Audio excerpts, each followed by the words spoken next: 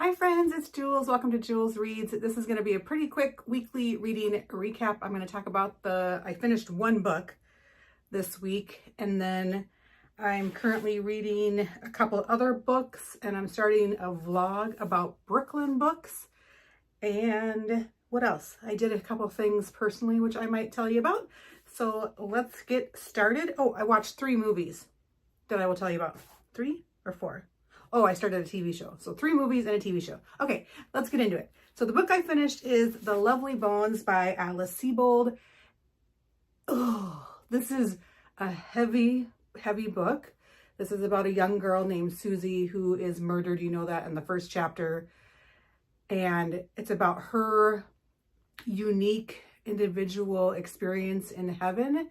And then also watching her family go through the grief, the anger, and also trying to solve her murder. It just is so well written. It's beautiful. That really sounds devastating. And I have some girlfriends in our book club that are not going to read it because they have young daughters and that's going to be too hard. I totally understand that. So definitely know that it's a hard read and it's heavy. But if you want to read a beautifully written book, I highly recommend this. I have watched the movie a few times and I really like it. I love Stanley Tucci. But it's just, there's a lot of things in it I wanted to highlight. I started off well, that's usually with annotating is how it goes, but I ended up not annotating it a lot. Yes, she is looking at her family. So she has a sister who's a little bit older than her. I think she's 14 when she's murdered. And then she has a younger brother. It's even talking about their dog. It's talking about the parents and her grandma. And it's just watching them go through this process about a year, over the next year after she passes. There's some humor in it, which is surprising. And I really enjoyed that part of the book. I do think it's well written. I gave it 4 stars. The only reason I didn't do 5 is just because of how heavy it is. And I just feel like it's not like an all-time favorite. 5 stars for me are all-time favorite books. But I do recommend this, but just know that it is extremely heavy. Okay, the books I'm currently reading, which I am getting close to the last section of A Tree Grows in Brooklyn by Betty Smith. I am doing this one on audio, and that's how much further I have to go on it. I think I'm on chapter 39. I really, really like this. I figure my main gripe about it is it's too long.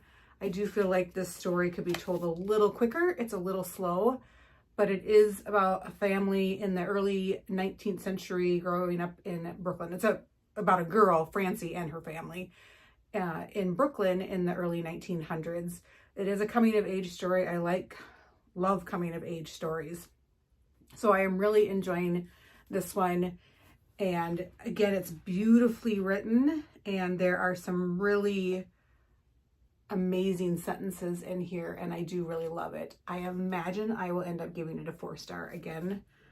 Love it, not an all-time favorite, but I will give a little bit more detail when I do my, when I finish it, probably next week. I just started Brooklyn by Colm Toibin.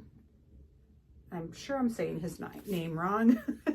I wish I didn't have the movie version cover of this book, but here we are. And I am liking this, and I'm just like 12 pages in, so I really can't talk about it, but I do know she's in Ireland right now, and I know she immigrates to Brooklyn. That's all I know. And it's a coming of age story. Here we are. I do like my coming of age stories. Okay. The show I watched was Dexter Resurrection. Yes, I love it. It is what I wanted Original Sin to be, which is not. And I think I might even like it more than what was the one called where he's in Alaska or Canada, somewhere. I really like it. And it's a lot about his son getting the same traits and doing the same things that Dexter does. And then Dexter kind of helping him like Harry helped Dexter. So if you're a Dexter fan, I highly recommend checking it out. I did not finish the Original Sin, the last one where it was looking back at Dexter as a young man. I didn't finish that one. I just thought it was so cheesy. I wasn't into it. I also couldn't do it without Dexter. Like he's got to be Dexter. I can't do it with someone else portraying Dexter. Love that one. I watched Sunshine. And the reason I watched this is because of Cillian Murphy. I love Cillian Murphy. Sunshine is intense. It is sci-fi where it's set in the future and they are trying to save the sun. It's really, there's more action in it than I thought there was going to be, and I really wasn't into that part. I wouldn't recommend it, but if you like Cillian Murphy, maybe check it out. I think this was almost 20 years ago, 10 to 20 years ago this was made, but a lot of people love it.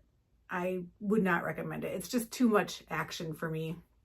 And then I watched, me and my husband are still watching the 50 States in 50 Days by Ryan Trahan on YouTube here.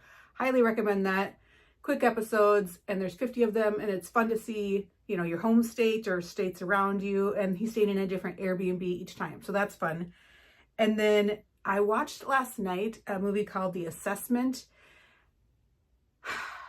This is one where I'm like, I can't really recommend it because I know a lot of people will not like it. I really liked it. It's weird. It is a dystopian movie about this couple. Let me back up a little bit. So it's dystopian, and the world, because of global warming, separates into the old world, which is basically people that aren't wealthy, and they're stuck in this environment that is the global warming environment. Then there's a new world of the wealthy who go into a section where they don't have the global warming, or they can make it better with tools and resources available to them. So it's about this couple in the new world, and in order to have a baby, you have to have an assessment done where this woman assessor comes and stays with you for a week and assesses whether you will be allowed to have a child. And the actress, I cannot remember her name, but both the actresses in it, well, all of it was amazing. But the two actresses, the main characters, holy buckets, they should be nominated for Actors Awards. They were amazing.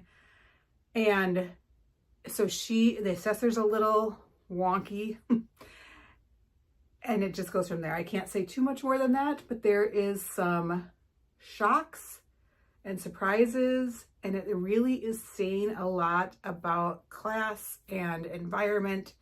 I really liked it. There was a line, I wrote it down even. Where did I put it?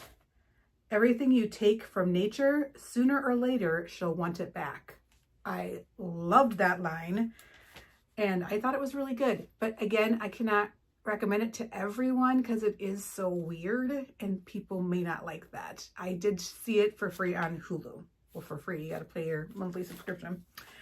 Okay, what else? Now I lost my page. That is it for what I watched and what I'm currently reading. I already told you that. Okay, I didn't haul any books. I didn't buy any books this week. I do have a couple short stories I want to see if I can grab. But I'm not sure. But anyway, I did not buy any books this week. And what I did personally, I checked out the lobster food truck yesterday, the Cousin's Maine lobster food truck. I thought it was okay. I did it. I had been watching where they were going to be for a long time. I realized lobster probably doesn't have that much of a flavor because I was like, this isn't very flavorful. I'm like, lobster doesn't have that much of a flavor. Okay. And I went for a walk yesterday. I'm going to go play golf here soon. And I think that's about it. We're getting ready to have a garage sale. So I'm getting a lot of stuff together. And yeah, not much else. Watched some movies, relaxed a little bit. All right. I think that's all I have for this week. Pretty quick update. And I will check in with you guys soon. I am doing some vlogging of a little bit of, in my life a little bit for this Brooklyn vlog of books I'm reading about Brooklyn. But I will catch you guys soon. Take care.